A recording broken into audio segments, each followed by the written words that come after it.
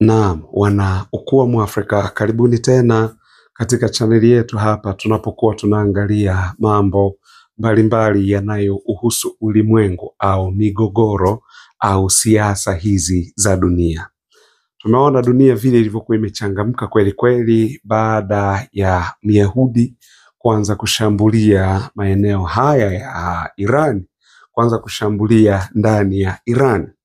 Na baadaye maji yale sijui waliyapima kwa hawakuyapima vizuri, matokeo yake wakaja kugundua nadhani Myahudi pamoja na Marekani hawakujiandaa na majibu ya kile ambacho Mwajemi angekuja kukifanya au majibu yake ambayo angekuja kuyatoa. Kwa hiyo hii wakajikuta kuwa wamepoteza vita sana sana, Marekani pamoja na Israeli.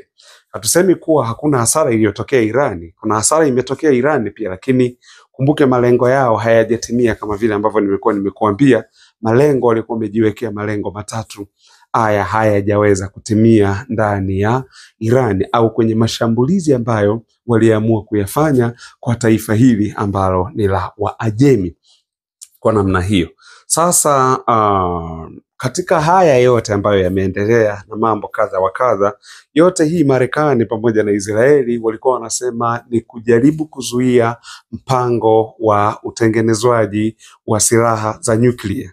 Kwa sababu Irani yenyewe wao walisema kuwa wana madini ya uranium ni kwa ajili ya nishati na sio kwa ajili ya kutengeneza silaha, yani wapeleke kwenye silaha za nyuklia na mambo kama hayo. Wa Irani wenyewe walikataa na walisema hapana, kwa sababu haya madini ya uranium tulionayo sio kwa ajili ya kutengeneza silaha za nyuklia.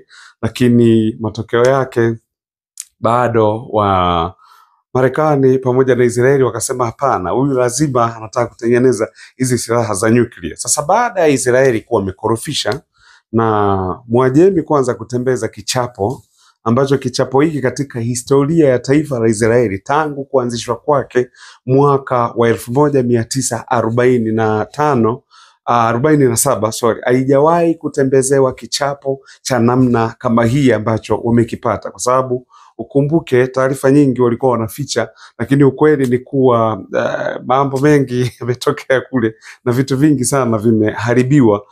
Mwajemi sio mchezo, na hasara pia ingekuwa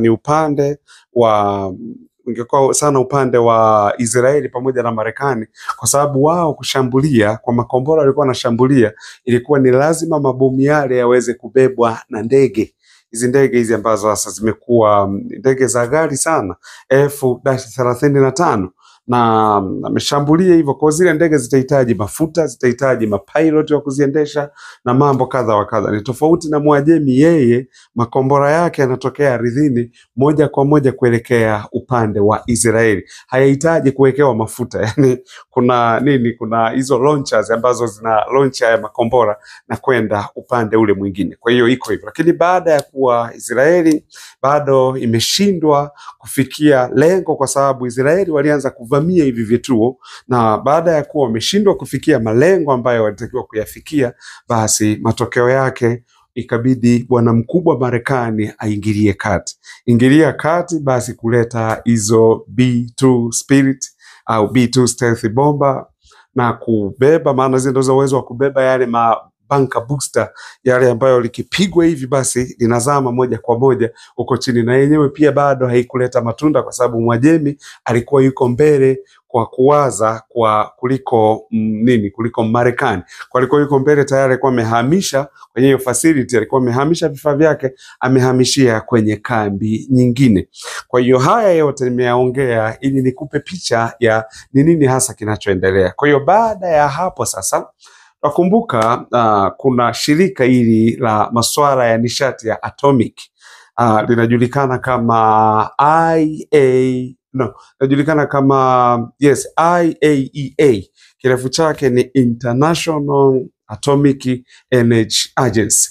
Ndio kirefu cha IAEA, International Atomic Energy Agency. Kwa hiyo hawa sasa, hiki kitengo, kumbuka, labda nikurudishe nyuma kidogo kwenye historia ili uweze kuelewa, kwa sababu mwaka 1968 mataifa yale ambayo yani duniani kwanza, Umoja wa Kimataifa ukaamua kuwa inabidi silaha za nyuklia ziweze kuharibiwa kwa sababu tuifanye dunia iwe mahali salama, lakini kuna mataifa matano makubwa yenye ile kura wanaita kura ya turufu, ambayo yenyewe wakasema kuwa haya waacha yabaki na hizo nyuklia. Kwa hiyo ikiwa ni Marekani, Italy, alikuwepo Urusi kipindi kile USSR, alikuwepo China, lakini na Uingereza pia, na huku baadaye akaja kaongezeka pia naye na Mjerumani. Kwa hiyo miaka 1968 ndo kwenye shirika hili sasa, hili ambalo nimekutajia ni shirika la udhibiti wa nishati ya atomic duniani, kwa maana kuwa kama una atomic manake inabidi, au kama unataka una nuclear tuseme, inabidi uombe kibali wao. Hili shirika IAEA ndo wanatakiwa wakupe hicho kibali cha wewe kufanya nini, cha wewe kuendelea kutengeneza hiyo, na wakati wote utakaa chini ya uangalizi wao. Kwa Irani na wenyewe mwaka 1974 wakajiunga na ili shirika, kuwa sasa wamekuwa pamoja. Lakini baada ya mapinduzi ya Irani mwaka wa 1979 Irani wakawa wamejiondoa, na walipojiondoa wakaanza kuwekewa vikwazo vingi sana walivyowekewa na mataifa haya ya magharibi pamoja na Marekani.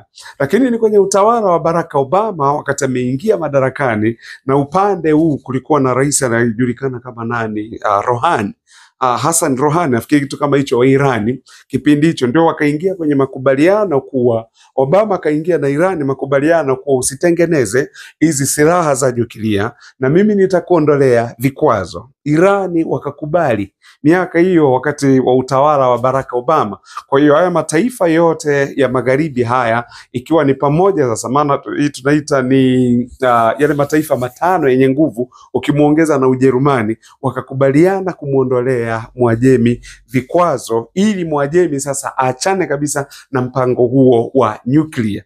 Kwa hiyo baada ya pale Israeli ililaumu sana kuwa hiki kitu Obama anachokifanya kitakuja kuwagharimu sana baadaye, kwa sababu muda ambao wameondolea vikwazo ndio muda ambao sasa hawa Wajemi watakuwa wanajiandaa vizuri zaidi na kuweza kutengeneza hizo nyuklia. Ndio hii sasa alipokuja kuingia Donald Trump baada ya kumaliza Barack Obama, unaona yeye alirudisha vikwazo alafu akaanza kuua tena na makamanda. Ndio Qasem Soleimani aliuawa kwenye utawala wa Donald Trump, ule utawala wa kwanza kabla hajaingia hiki kipindi cha pili. Sasa kwenye hili lililotokea juzi hapa, kwa sababu Marekani alisema kuwa amesababisha damage kubwa sana kwenye vinu vya nyuklia vya Iran. Sasa kuna huyu mkuu wa hili shirika la udhibiti wa nishati atomic ambayo ni IAEA, ambayo nimekuambia hapa. Kwa hiyo huyu mkubwa wake ambaye anaitwa Rafael Grossi, yeye amesema kuwa anataka aende Irani na serikali ya Irani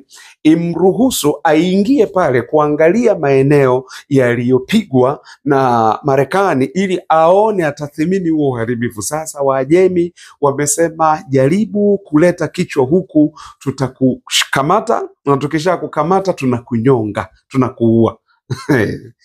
Hawa ndio Waajemi ndugu zangu. Wamemwambia huyu mkuu wa shirika hili la nishati IAEA, wamemwambia huyu bwana Rafael Grossi kuwa sasa ajaribu kuingiza kichwa chake pale, kwa sababu wamesema huyu anatumika kisiasa. Ndio kauli walioongea Wajemi. Sasa huyu anatumika kisiasa kwa sababu hatujamsikia akilaumu mashambulizi ya Israeli yaliyofanyika ndani ya Tehran. Sio Israeli, tuna Marekani baadaye naye akaja akavamia ndani ya Tehran, kwanza kulipua maeneo ambayo ni nuclear sites, au hiyo mahali ambapo wanarutubisha madini ya uranium kupelekea kuwa nuclear. Akasema hii hatujamsikia huyu bwana akiongea, lakini leo anasema anataka aje atathimini uharibifu uliotokana na mashambulizi ya Marekani. Kwa hiyo wamesema kuwa ajaribu kukanyaga mguu hapa aone tutakachomuonyesha kitakuwa ni kitu gani.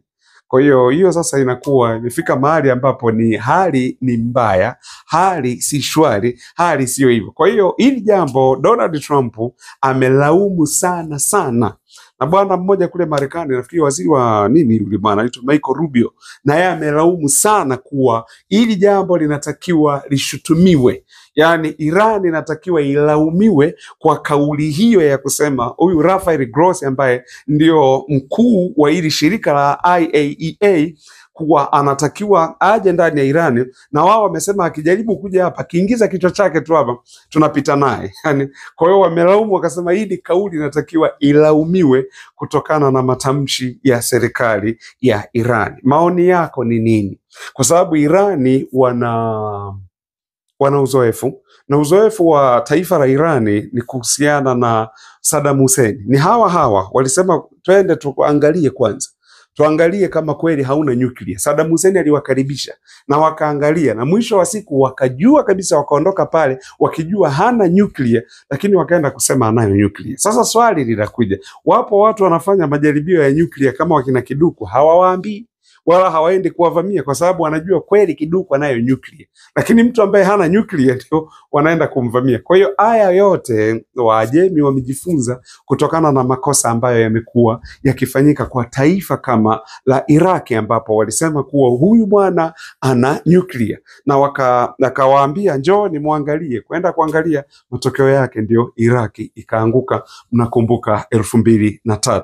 Kwa hiyo huyu bwana Grossi, kwa sababu hata hawa waangalizi hawa ambao kabla hata Israeli haijavamia Irani walisema kuwa tunataka tuje tuangalie tuone kama kweli hauna nyuklia, Waajemi wakawaambia ni marufuku kuingia hapa, na mkiingia hapa mjue hamtatoka. Kwa hiyo matokeo yake wakaogopa. Sasa ndio huyu sasa mkuu wa ili shirika la kudhibiti masuala haya ya nishati ya atomic anakuja anasema kuwa ninataka niende nikaangalie namna ambavyo madhara yametokea kutokana na shambulizi la Marekani, kwa sababu wakati anahojiwa na CBS huko Marekani alisema kuwa miezi michache ijayo, kwa sababu wa Marekani walichokifanya hawajaharibu nyuklia ya Iran, kwa miezi michache ijayo baadaye hawa Waajemi wataanza tena utengenezwaji wa haya mabomu ya nyuklia. Kwa hiyo ndio maana Irani imemkataza, imemwambia baki huko huko, hatukutaki huko.